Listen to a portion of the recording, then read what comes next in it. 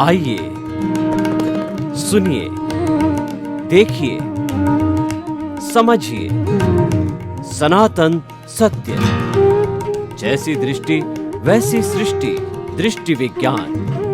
कुदरत, कुदरती रचना एवं कुदरत के कानून से शाश्वत सुख की प्राप्ति। जोधपुर के परम पूज्य महात्मा उपासक प्रोफेसर डॉक्टर सोहन राज तातेड़ के निर्देशन में सनातन सत्य। जैसी दृष्टि वैसी सृष्टि, दृष्टि विज्ञान।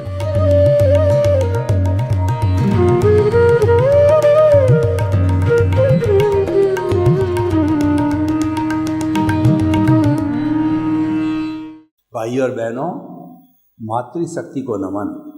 आज का हमारा बहुत सुंदर विषय गीता एवं कर्म सिद्धांत।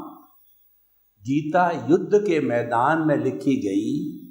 कौरवों और पांडवों के बीच में कुरुक्षेत्र के अंदर 18 दिन तक युद्ध चला और 18 दिन कृष्ण भगवान ने अर्जुन को जो जो शिक्षा दी उसी से पवित्र ग्रंथ गीता बना। तो यह धार्मिक ग्रंथ भी है, सामाजिक ग्रंथ भी है।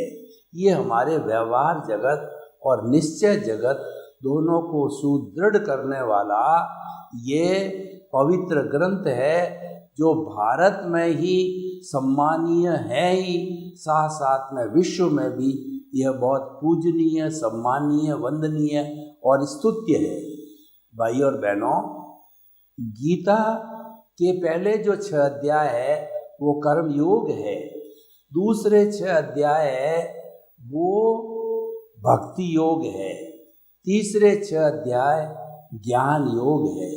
तीनों मिलाकर के 18 दिन के 18 अध्याय बने। और ये अध्याय क्यों बने कि अर्जुन ने जब युद्ध के मैदान के अंदर सामने देखा कि सामने मेरे भीष्म पितामह हैं और मेरे गुरु जो है द्रोणाचार्य है, कृपाचार्य है, मेरे भाई है, भतीजे है, ताऊ है, चाचा है, तो उन सबसे लड़ूंगा तो वह जीत किस काम की, वह तो हारी है।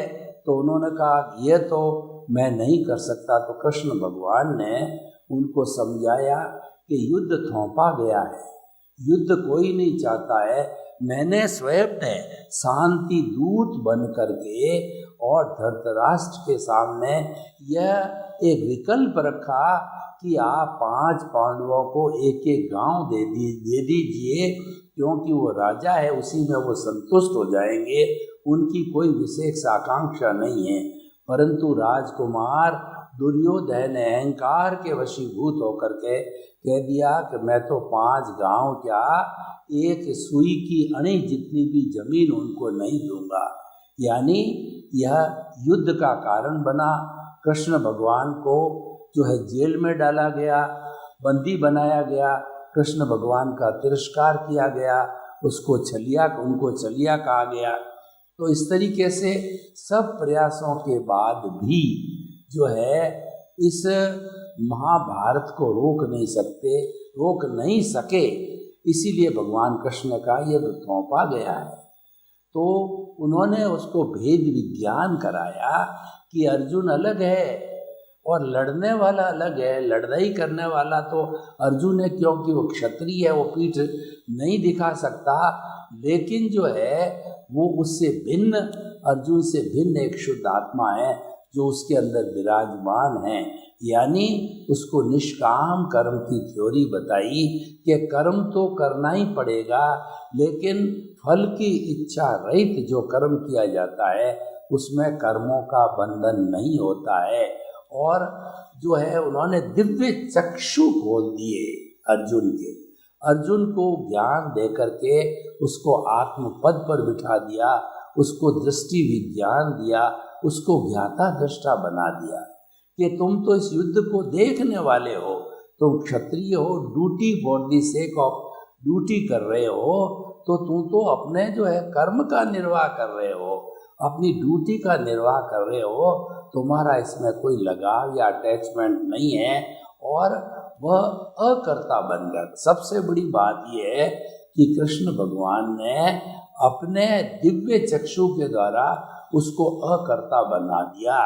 जो अकर्ता बना रहता है, विदेह बना रहता है, जो भेद विज्ञान करता है, जो दृष्टि विज्ञान करता है, जो ज्ञाता दृष्टा रहता है, उसके कर्मों का बंधन नहीं होता है, क्योंकि वो तो देखने वाला है, जानने वाला है, वो अलग है। और ये कर्म का जो भुगतान कर रहा है वो अलग है।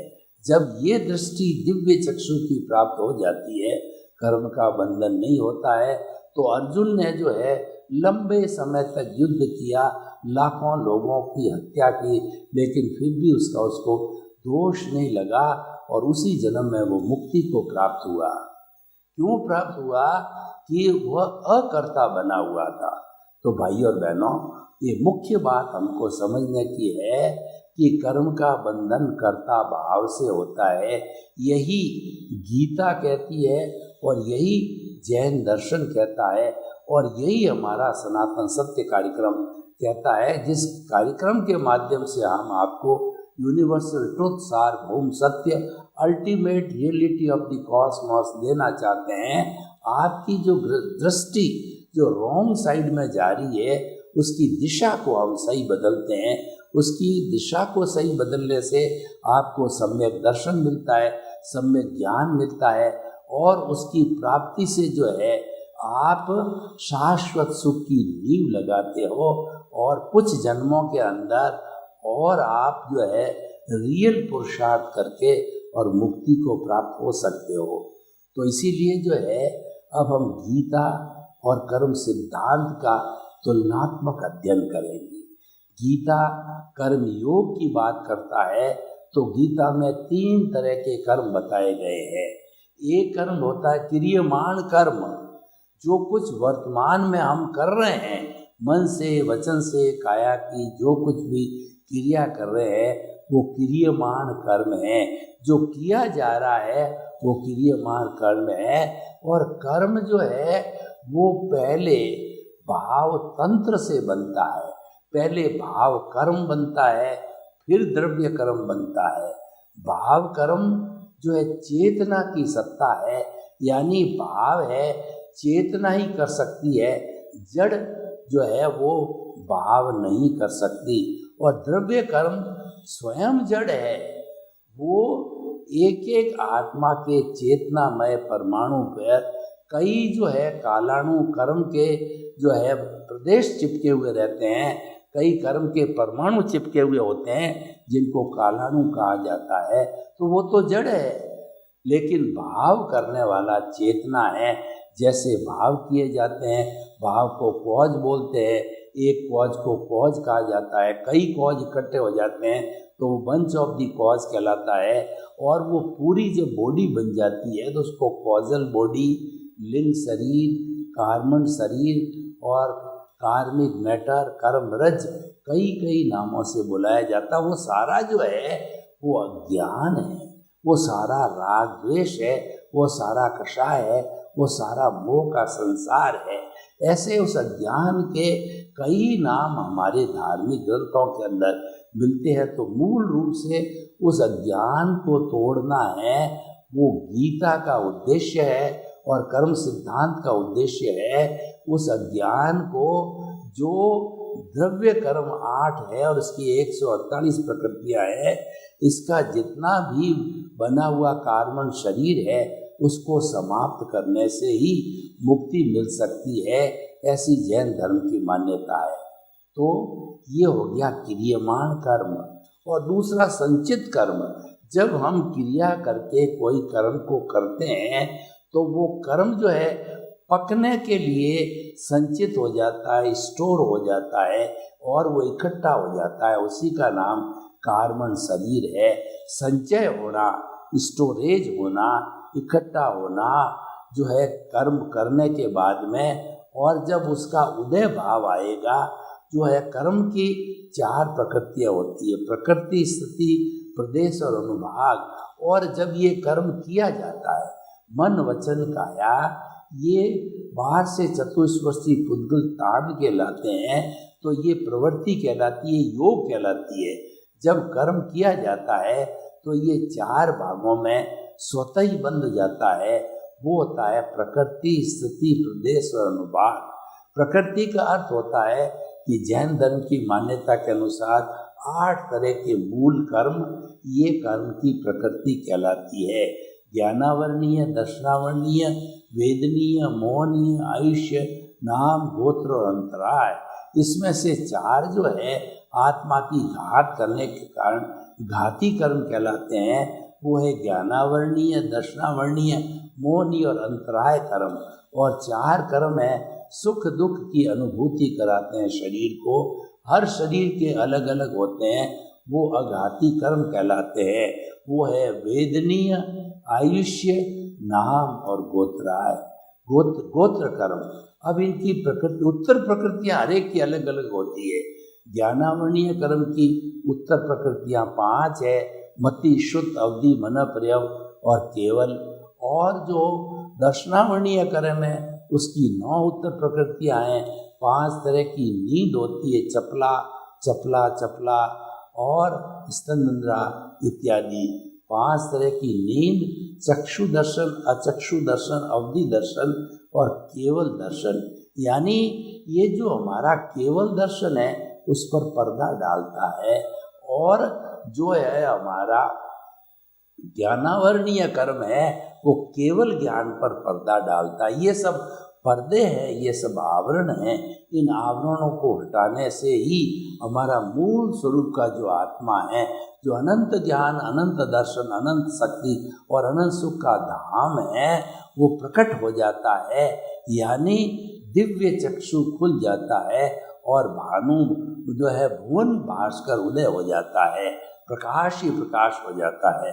वो केवल ज्ञान है जो कि भूत, भविष्य, वर्तमान, जड़ और चेतन की हर अवस्था को जानता है।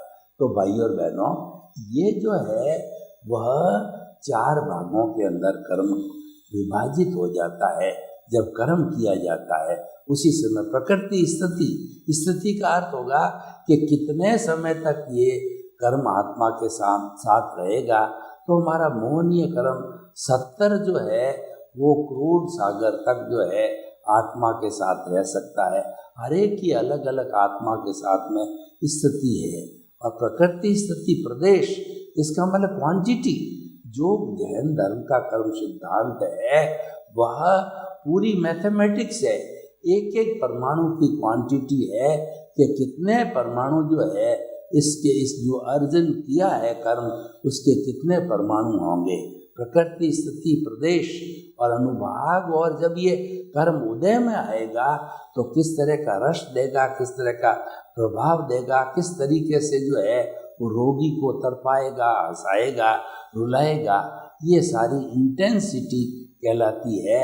इसको हम रस कहते हैं, अनुभाग कहते हैं। इस तरीके से 4 भागों के अंदर बढ़ जाता। तो भाई और बहनों, ये जो कर्म का सिद्धांत है वह एक मैथमेटिक्स के साथ में ये चतुष्पर्शी कर्म पुद्गल होते हैं जो कि हमारे इस वायुमंडल के अंदर उपस्थित रहते हैं।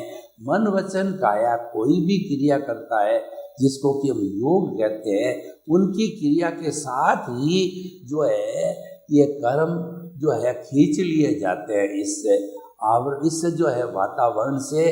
और वो जो है वो अपनी प्रकृति, स्थिति, प्रदेश, अनुभाग पाकर के भीतर जो कषाय है उसके अंदर जाकर के अपने अपने स्थान के ऊपर स्टोर हो जाते हैं।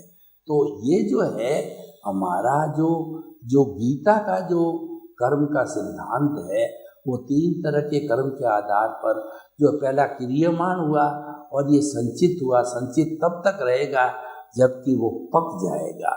तो वो माध्यम जो है उचित समय पे जब मेरा कर्म उदय में आता है तब वो जो है वह हमारे को लाकर के कुदरत जो है वह निमित्त खड़ा कर देती है। भाई के रूप में, बहन के रूप में, पिता के रूप में, किसी न किसी रूप के अंदर वो निमित्त आके खड़ा हो जाता है और वो अपना हिसाब कर देता है। जैसे बैंक के अंदर डेबिट और क्रेडिट होती है, तो जैसे मान लीजिए हमने 10,000 रुपये का लोन लिया कभी हमने 1000 जमा कराए, कभी 2000 जमा कराए। इस तरह से जमा कराते कराते वो डेबिट और क्रेडिट होते होते शून्य हो जाएगा, तब हम फिर से साहूकार बन जाएंगे। तो हमारा भी यही लक्ष्य है कि इस कार्बन शरीर जो जुड़ा हुआ है आत्मा के सामने, उसको समाप्त करो। जो मन हमें सोचने का काम करता है, चिंतन देता है, उस मन को अमन बनाओ, क्योंकि मन से जब अमन हो जाते हैं तो ये मुक्ति की राह होती है, तो वह हमें चुननी चाहिए। तो भाई और बहनों, अब जो आज का गीता और कर्म सिद्धांत की बात चल रही है, दोनों एक ही बात कहते हैं, दोनों की बात में कोई डिफरेंस नहीं है, अपनी अपनी भाव भाषा शैली अलग अलग है। अब मैं थोड़ा सा जो है जैन धर्म के कर्म सिद्धांत की बात बताऊं, तो जैन धर्म का सिद्धांत कॉज एंड इफेक्ट के आधार पर निर्भर करता है। As you will sow, so will you reap. जैसा आप बोओगे वैसा काटोगे, जैसी करनी वैसी भरनी। अच्छा कर अच्छा मिलेगा, बुरा कर बुरा मिलेगा। यानी आज जो कुछ भी हमें मिल रहा है पूर्वकृत कर्मों का ही जो है हमें सुफल या कुफल मिल रहा है। अगर हमने कर्म अच्छे किए हुए हैं तो हमको जो है सुफल मिलेगा, यानी हमको पुण्य मिलेगा, और अशुभ कर्म किए हुए हैं तो हमें पाप मिलेगा। और वो कितने समय तक हमारे साथ में टिका रहेगा, जब तक कि वो जैसे बंधा हुआ था, समय की अवधि स्थिति बंधी हुई थी, तो स्थिति पूरे होने के बाद ही वो इस जो आत्मा से वो छूट जाएगा। तो भाई और बहनों, हम जो है ये दोनों गीता और कर्म सिद्धांत दोनों मिलते जुलते हैं, दोनों की बात में कोई कॉन्ट्राडिक्शन नहीं है। और देखिए कि जब हम जो है कर्मों की बात करते हैं तो आप थोड़ा चिंतन भी कर लेते हैं कि कर्म जो है ये किस तरीके से आत्मा के साथ में बंधे हुए हैं। तो ये कार्बन शरीर है, वो अनादि अनंत काल से आत्मा के साथ जुड़ा हुआ है, जो चतुष्पर्शी आंखों से दिखाई नहीं देता है, विज्ञान की किसी भी दूरबीन से दिखाई नहीं देता है। ये मात्र अवधि ज्ञानी, मन परिज्ञानी और केवल ज्ञानी होते हैं, वही जो है कर्म और कर्म की 10 दशा होती है, उनको देख सकते हैं, उनको जान सकते हैं, क्योंकि उसके उनकी दिव्य चक्षु है उनके पास में, और उनके पास में जानने और देखने की जो है कला है, वो ज्ञाता दृष्टा है, उनके पास में दृष्टि विज्ञान है, जिसके माध्यम से वो दूसरों को प्रेरणा देते रहते हैं। तो भाई और बहनों, गीता का कर्म सिद्धांत प्रासंगिक है, जैन धर्म का कर्म सिद्धांत प्रासंगिक है, और ये दोनों का तुलनात्मक अध्ययन है। जब दोनों के तुलना की हम बात करते हैं तो इसमें कोई फर्क नज़र नहीं आता है, क्योंकि जो जैन धर्म का कर्म है वो जो है वो जड़ पदार्थ माना गया, एक एक परमाणु का उसमें हिसाब है, और वो 8 तरह के होते हैं। ज्ञानावर्णीय कर्म जो है हमारे अनंत ज्ञान, जो कि केवल ज्ञान है, उस पर कुठाराघात करते हैं, और वो उसको जो है वो दबा करके रखते हैं। तो हमें ये कर्म का बंधन क्यों होता है? ज्ञानावर्णीय कर्म का बंधन इसलिए होता है कि हमारे जो ज्ञानी पुरुष है, अरियंत सिद्ध आचार्य उपाध्याय और साधु, ये पंच परमेष्ठी ज्ञानी पुरुष है। तो इन ज्ञानी पुरुष की अवहेलना करना, तिरस्कार करना, इनका मजाक उड़ाना, और इनके प्रति जो है हमारे मन में कृतज्ञता अहोभाव का न होना, और हम इनकी जो है वो कहना चाहिए सत्कार आदर भी नहीं करते हैं, तो ऐसी स्थिति के अंदर वो सारे नेगेटिव थॉट्स है, वो भाव, यानी वो नकारात्मक भाव है, वो पैदा होते हैं, और वो नकारात्मक भाव से जो है हमारी दुर्गति होती है, हमारी अवगति होती है। और व्यक्ति जो सकारात्मक भाव में रहता है, पॉजिटिव थिंकिंग के अंदर रहता है, तो उस व्यक्ति का जो है कुछ भी बिगाड़ नहीं होता है, क्योंकि वो हर दृष्टि को जो है सीधी रूप के अंदर वो लेता है। कैसे, हम आपको उदाहरण के तौर पे हम बताना चाहते हैं कि कोई भी जो है कर्म किया जाता है तो आपका अलग अलग व्यू पॉइंट होता है, हर एक व्यक्ति का व्यू पॉइंट अलग अलग होता है। उदाहरण के तौर पर एक व्यक्ति है जो पानी का टूटी खोल करके और उसके नीचे नहा रहा है, तो 20-30 लीटर उसने पानी गिरा दिया, तो उसको पता ही नहीं है कि मैं इतना पानी गिरा चुका हूँ। और पानी जो अब का है खुद है, इसके अंदर जीव होते हैं, तो ये जीवों के काय को, पानी के जीवों के काय को अपकाय कहा जाता है। तो इस अपकाय का जो है, हमने उनको जो है वो दुखी किया, कष्ट दिया, उनको मारा, उनको हनन किया, क्योंकि जब कभी भी ये सचित पानी हमारे संपर्क में आता है तो वो हम उसमें कोई चीज़ मिश्रित करते, विरोधी स्वभाव की चीज़ को मिश्रित करके और उसको जो है वो अचित बना देते हैं। तो अचित जो हम बनाते हैं उसको हमारे को क्या फ़ायदा, हमने तो हिंसा कर दी, लेकिन हमारे को फ़ायदा ये है कि क्योंकि हम सचित पानी नहीं पीते, इसीलिए हमने हमारे लिए अचित बनाया है। और साधु होते हैं वो अचित ही गोचरी करते हैं, तो मैं उसके अंदर वो अपनी कृतज्ञता ज्ञापित करूं, अपनी भावना रखूं कि कब साधु आए और कब मेरा ये अचित पानी को वेरावे, यानी वो लेवे, तो मेरे में अहो भाग्य की अनुभूति होती है और मैं जो 9 तरह के पुण्य हैं वैसा पुण्य का भाग्यशाली भी बनता हूँ। वो जो हम साधु, क्योंकि उनकी रसोई नहीं होती, घर नहीं होते, संबंध नहीं होते हैं, तो उनको जो कुछ भी हम देते हैं वो हमारे पुण्य का बंध होता है। अन्न पुण्य, पान पुण्य, लयन पुण्य, शयन पुण्य, नमस्कार पुण्य, मन पुण्य, वचन पुण्य, काया पुण्य। और जो है वो मेरी जो है वो सब तरह की सत्ता, यानी द्रव्य कर्म, भाव कर्म, 9 कर्म, मन वचन काया तथा उससे जुड़ी हुई हर अवस्था मात्र जो है मैं प्रभु के चरणों में समर्पित करता हूँ। यानी कि जो है हम भक्ति भाव में चले जाते हैं। जो गीता का भक्ति भाव है वो यही कहता है, तुम तो भगवान को समर्पित हो जाओ, भगवान तुम्हारी रक्षा करेंगे, भगवान तुम्हारे को मुक्ति दिलाएंगे। क्योंकि जब कोई भी एक छोटी माँ के एक छोटा बच्चा होता है तो वह कुछ भी काम करती है तो उसका सारा ध्यान बच्चे में रहता है, क्योंकि उसकी माँ है, पालन पोषण करने वाली है, तो वह चिंतन करती रहती है कि बच्चा कहीं गिर नहीं जाए, बच्चे के लग नहीं जाए, बच्चा कोई ऐसी चीज़ नहीं उठा ले और खा ले जिससे कि वो बीमार पड़ जाए। हर तरीके का चिंतन, हर क्षण उसका ध्यान बच्चे पे रहता। भक्ति मार्गी जो होता है उसका हर क्षण जो ध्यान है वो ईश्वर प्राणिधान, ईश्वर की भक्ति पे होता है। तो हमारे भीतर भी एक ईश्वर विराजमान है, वो कि जिंदा भगवान कहलाता है।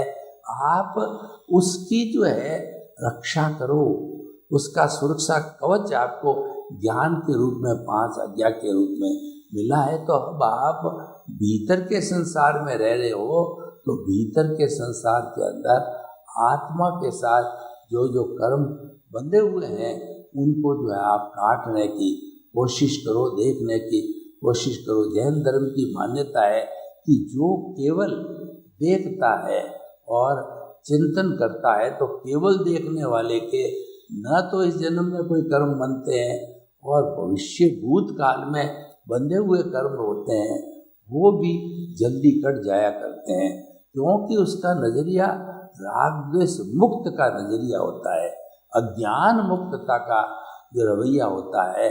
तो मैं एक बात जिससे कि दोनों ही बिल्कुल कहना चाहिए अपरिचित भी नहीं है और दोनों ही थिकली जुड़े हुए हैं, तो ऐसी स्थिति में मैं कहना चाहूँगा कि हमें जो है वो ऐसे लोगों को सलाह देनी चाहिए कि आप जो है अधिक से अधिक अध्यात्म का उपयोग करो, अध्यात्म को जीवन का सार बनाओ।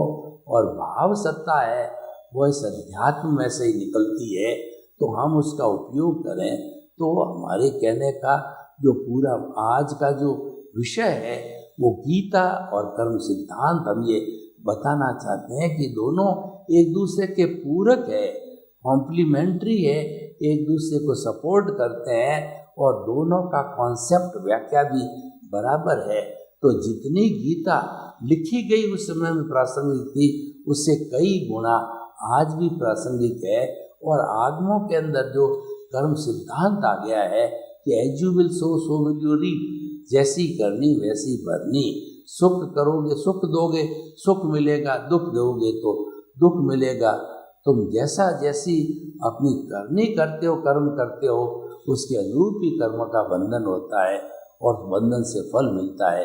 यानी एक बात पर हम आए कि हमें अकर्ता बनना है और दुनिया के किसी भी प्राणी को कर्ता नहीं मानना, सभी अकर्ता है। तभी सही मायने में हम आत्मधर्म की नींव लगा सकते हैं, आत्मधर्म को पा सकते हैं। सर्वे भवन्तु सुखिनः, सर्वे सन्तु निरामया।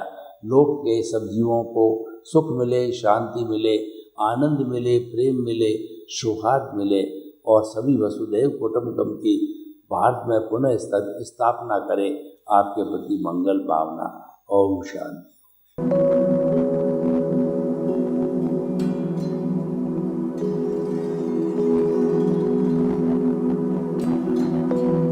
एक ऐसा अंतर्राष्ट्रीय ख्याति प्राप्त मानव जो गुरु प्रेरणा से पिछले 20 वर्षों से वानप्रस्थ जीवन जीते हुए 24 घंटे मानवता की सेवा में संलग्न है। एक ऐसा मानव जो अभी राष्ट्रीय, अंतर्राष्ट्रीय टीवी चैनलों पर 7,500 एपिसोड के माध्यम से सनातन सत्य, आत्मविज्ञान एवं पुनरुत्थान, व्यवहार एवं निश्चय जगत के जीवनोपयोगी विषयों पर हृदय स्पर्शी प्रवचन कर चुका है। उस मानव का नाम है महात्मा उपासक प्रोफेसर डॉक्टर सोहन राज तातेड़। प्रोफेसर तातेड़ द्वारा योग, दर्शन, शिक्षा विषयों पर रचित पीएचडी स्तर के 250 शोध ग्रंथ भारत के 100 प्रतिष्ठित विश्वविद्यालयों में शोधार्थी पढ़ रहे हैं तथा वे सभी शोध ग्रंथ वहां की सेंट्रल लाइब्रेरियों में उपलब्ध हैं। महात्मा सोहन राज ने अभी तक हजारों स्कूलों, कॉलेजों, विश्वविद्यालयों एवं संस्थाओं में सेमिनार, वर्कशॉप, कैंप लगाकर लाखों विद्यार्थियों को योग, दर्शन, शिक्षा का प्रशिक्षण देकर उन्हें सुसंस्कारित किया। डॉक्टर तातेड़ ने भारतीय संस्कृति उत्थान के 4000 से अधिक समसामयिक विषयों पर आर्टिकल लिखकर ऑनलाइन जर्नल, पत्रिकाओं, वेबसाइट्स पर प्रकाशित किया, जिसका उपयोग लाखों पाठक कर रहे हैं। उपासक तातेड़ के 5000 से अधिक आज का सुविचार, आज का शुभ संदेश, आज का मंगल भावना योग आदि चिंतन websites, Twitter, blogger, Facebook, YouTube माध्यमों से लाखों लोग अपना जीवन निर्माण कर रहे हैं। मानवता के मसीहा ऐसे महामानव महात्मा सोहन राज तातेड़ के प्रोफाइल को अभी तक विश्व के 20 लाख दर्शक यूट्यूब पर, 12 लाख गूगल पर एवं लाखों दर्शक फेसबुक, ब्लॉगर, ट्विटर और इंस्टाग्राम पर देख चुके हैं।